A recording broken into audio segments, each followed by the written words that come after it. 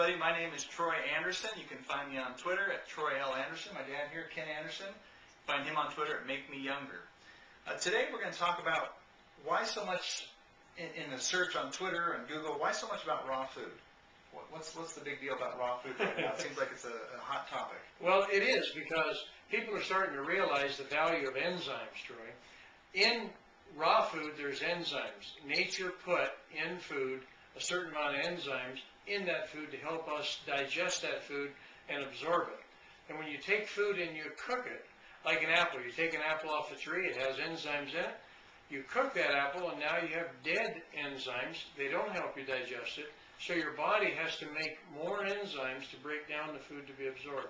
So raw food is better for people in general than the cooked food. Always is better. Now it's hard to eat.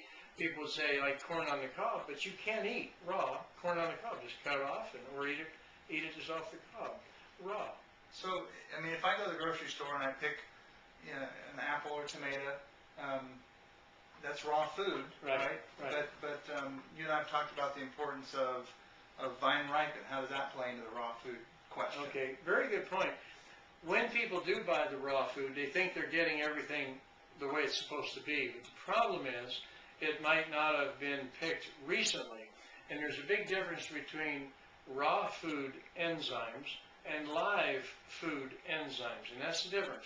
Raw and live. You want live and raw together. So you take an apple that's been picked several months ago, you eat it, and you're getting some raw food and maybe some raw enzymes, but you're not getting any at all, zero, live enzymes, because the apple is not growing anymore.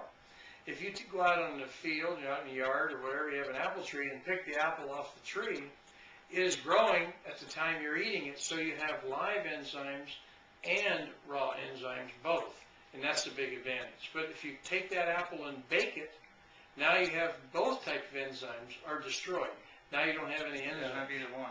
Okay. You don't have either one, that's right. So where does sprouts play into this? Because I know you're not talking about sprouts being more of a living enzyme, or right? It's living food. Well, when I ask an audience a lot of times, I'll say, "How many out here eat live food? It's growing when you eat it." And they kind of think, I don't know if I ate anything live growing. Did anybody eat sprouts?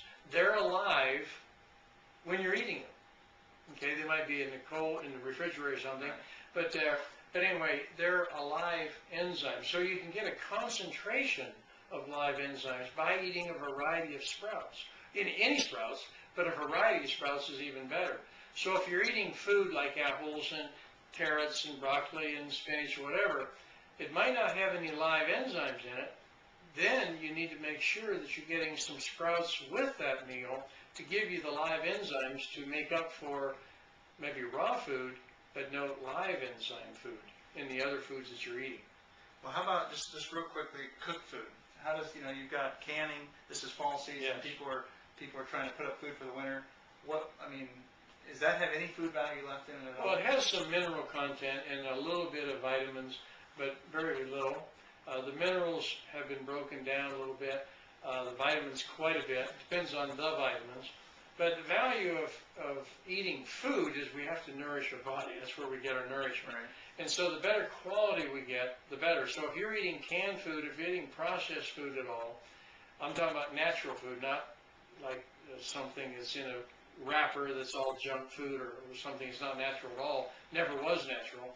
I'm not talking about that. But if you're eating food that's been processed, like you said, canned food, then you want to take some live food enzymes with it, like sprouts. And of course, then you can also buy some enzymes to help digest supplements along with take a supplement along with it. And when you take food and you cook the food, heat destroys enzymes. Heat destroys the B vitamins. Heat destroys and changes some of the minerals, so they're not absorbed as readily by the body also.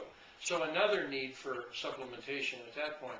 But if you're taking food and you're eating enzymes in addition, or sprouts in addition for the enzyme, then you're getting a fairly good deal. All right.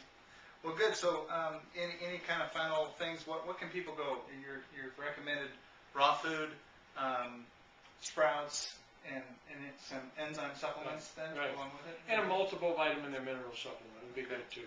All right, good. All right, so what I want to do is encourage you guys, post your comments. Let us hear from you. Let us know what other kind of topics you'd like to learn about, hear about. We can discuss on our program. Also, subscribe to our RSS feed, or go ahead and opt in for our mailing list. That will give you updates. We're going to be putting a newsletter together, covering these kinds of topics and more. This is just one thing. We've got a whole list of things that you can look forward to. So thanks.